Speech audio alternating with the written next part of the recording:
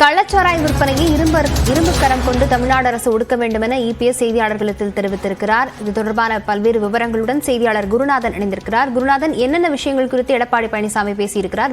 விரிவாக பதிவு செய்யலாம்.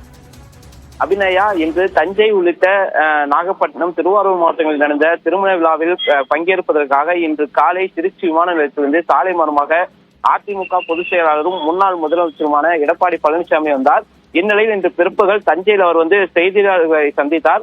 அப்போது பேசிய அவர், கடந்த ஆண்டு மேட்டூர் அணை உரிய நேரத்தில் திறக்கப்பட்டும் தண்ணீர் முழுமையாக வழங்காததால் சுமார் 3 லட்சம் ஏக்கர் விவசாயிகள் பாதிக்கப்பட்டுள்ளனர்.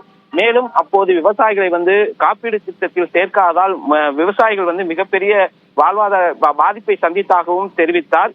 எனவே அவர்களை காப்பீடு திட்டத்தில் சேர்த்து அவர்களுக்கு நிவாரணம் வழங்குவதற்கான நடவடிக்கையை திமுக அரசு எடுக்க வேண்டும் என கேட்டுக்கொண்டார்.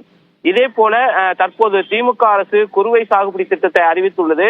இது 100 நாள் வேலை திட்டத்தில் இந்த தொகையை இணைத்துள்ளதால் அதில் போக மீதி 54 கோடி தான் விவசாயிகளுக்கு ஒதுக்கப்பட்டுள்ளதாகவும் அவர் குற்றம் சாட்டினார். எனவே இந்த குறுவை தொகுப்பு திட்டத்தில் கூடுதலாக நிதி ஒதுக்கி விவசாயிகளுக்கு வழங்க வேண்டும் என அவர் கோரிக்கை வைத்துள்ளார். தற்போது குறுவை சாகுபடி செய்துள்ள விவசாயிகளுக்கு 8 மணி நேரம் மட்டுமே மும்முனை மின்சாரம் வழங்கப்படுகிறது. அதிமுக ஆட்சி காலத்தில் 24 மணி நேரமும் மும்முனை மின்சாரம் வழங்கப்பட்டது. எனவே அதே நிலையை தற்போது தொடர வேண்டும். குறுவை சாகுபடி செய்துள்ள விவசாயிகளை காப்பாற்றுவதற்கு 24 மணி நேரமும் தங்கு தடையின்றி மும்முனை மின்சாரம் வழங்க வேண்டும் எனவும் அவர் தெரிவித்துள்ளார். மேகதாது அணை கட்டும் விவகாரத்தில் மத்திய நீர்வள இணை அமைச்சர் தெரிவித்துள்ள கருத்து வன்மையாக கண்டிக்கத்தக்கது. எனவே மத்திய அரசு நடுநிலைமையோடு நடந்து கொள்ள வேண்டும் என அவர் தெரிவித்தார். மேகதாட்டில் அணை கட்டப்படும் என கூறியதற்கு எந்த வகையிலும் ஏற்றுக்கொள்ளப்படாது. இதற்கு இணையமைச்சரை வன்மையாக கண்டிக்கத்தக்கது என தெரிவித்தார்.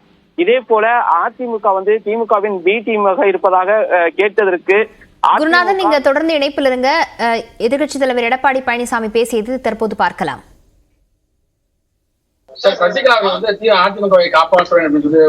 இத்தனை நாள் யாரு காப்பாற்றிட்டு இப்பதான் காப்பாத்தி வந்திருக்காங்களா? இது என்ன ரீஎன்ட்ரி, என்ன வேலைக்கு போறதா?